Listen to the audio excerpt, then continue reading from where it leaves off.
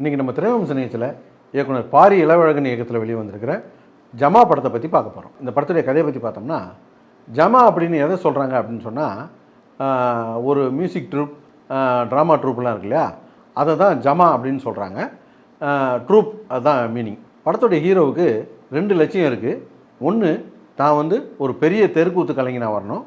இன்னொன்று, தன்னுடைய அப்பா ஆரம்பித்து விட்ட அந்த தெருக்கூத்து ஜமாவை தானே மறுபடியும் மீட்டெடுத்து தான் நடத்தணும் அப்படின்ற ஒரு லட்சியமும் இருக்குது.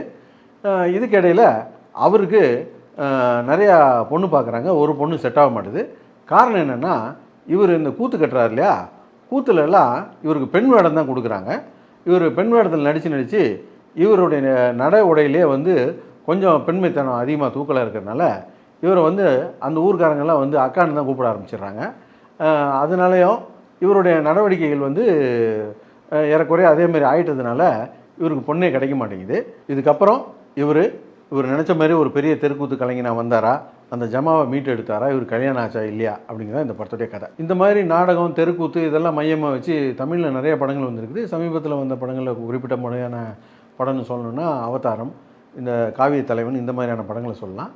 இந்த படங்கள்லேருந்து இந்த படம் எங்கே வேறுபடுதுன்னா, அந்த படங்கள்லாம் ஏதோ ஒரு வகையில் ஃபெமிலியரான ஆர்டிஸ்ட் இருப்பாங்க, அல்லது பெரிய பட்ஜெட்டாக இருக்கும். அதுதான் அந்த படங்களுடைய மைனஸ்ன்னு சொல்லலாம். இந்த படம் ஒரு பட்ஜெட்டுக்குள்ளே பண்ணதுனால, அதுக்கேற்ற நடிகைகளை போட்டதுனாலையும் படம் பார்க்கும்போது நமக்கு உண்மையான தெருக்கூத்து கலைஞர்களை பார்த்த மாதிரி தான் இருக்கும். அது ரொம்ப ஒரு ப்ளஸ்ஸாகவே இருந்தது இந்த படத்துக்கு. இன்னொன்று, இதில் நடித்த நடிகைகள் ரொம்ப பிரமாதமாக நடிச்சிருந்தாங்க. ஒவ்வொரு கலைஞர்களும் அவ்வளோ பிரமாதமாக நடிச்சிருந்தாங்க. குறிப்பாக படத்தில் ஹீரோ கேரக்டரு, அந்த கேரக்டரை டைரக்டரே பண்ணது தான் இதில் ஸ்பெஷல்னு சொல்லணும். ஏன்னா இந்த கேரக்டர்லாம் வந்து இன்னொரு நடிகனுக்கு புரிய வச்சு அதை வேலை வாங்குறதெல்லாம் அவ்வளோ ஈஸியாக இருந்திருக்காது. அவரே அதை உணர்ந்து பண்ணதுனால ரொம்ப சிறப்பாக வந்திருந்தது. ஒரு படி மேலே போயிருந்தாலும் அது தப்பாக இருந்திருக்கும், கீழே வந்திருந்தாலும் அது தப்பாக இருந்திருக்கும். கரெக்டான மீட்டரில் பண்ணியிருந்தார். அதே போல் படத்துடைய டெக்னீஷியன்ஸும் ரொம்ப பிரமாதமாக ஒர்க் பண்ணியிருந்தாங்க. கேமரா ஒர்க்காக இருக்கட்டும், எடிட்டிங்காக இருக்கட்டும், குறிப்பாக இளையராஜாவுடைய மியூசிக் ரொம்ப நல்லா இருந்தது. பேக்ரவுண்ட் மியூசிக்கும் சாங்ஸும் ரொம்பவே நல்லா இருந்தது. இந்த படத்தை நம்ம ரசித்து பார்க்க முடிஞ்சதுக்கு முக்கியமான காரணம், ரொம்ப உண்மைக்கு நெருக்கமாக பண்ணியிருந்தாங்க.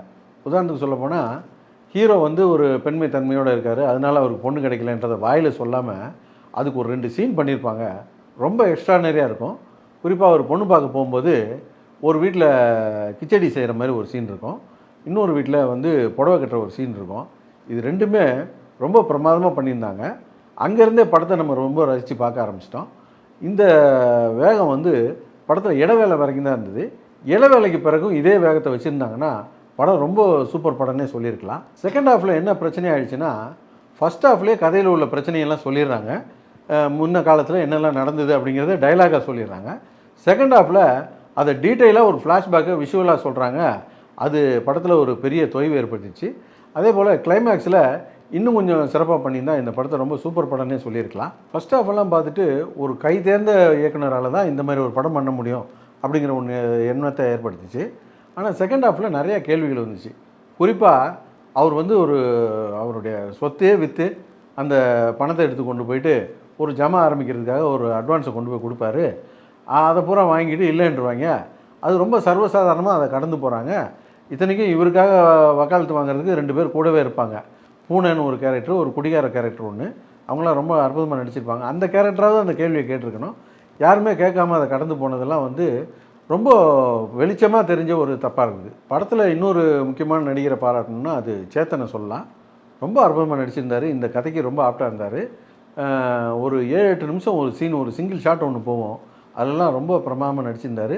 ஃபஸ்ட் டைம் டைரக்டர் பண்ண சீன் மாதிரியே இருக்காது, அவ்வளோ நல்லாயிருக்கும் அந்த சீன்லாம். மொத்தத்தில் இந்த படம் எப்படி இருக்குது அப்படின்னு கேட்டிங்கன்னா, இந்த படத்துடைய ஃபஸ்ட் ஹாஃப் பார்த்துட்டு ஒரு புது இயக்குனருக்கு இவ்வளோ திறமையா, இவ்வளோ பிரமாதமாக படம் பண்ணியிருக்காரு அப்படின்னு நினைக்க தோணுச்சு. ஆனால் செகண்ட் ஹாஃபை பார்த்துட்டு நல்ல வாய்ப்பை நழுவ விட்டுட்டாங்களே அப்படின்னு தான் தோணுச்சு. இந்த வாரம் இந்த ஜமா படத்தை சேர்ந்து மொத்தம் 6 படம் ரிலீஸ் ஆகிருக்கு. இந்த 6 படத்துலையுமே இந்த ஜமா ஒரு படத்துக்கு தான் நமக்கு உசுருக்கு உத்தரவாதம் இருக்குது. மற்ற 5 படத்துலையுமே உசுருக்கு உத்தரவாதமே இல்லை.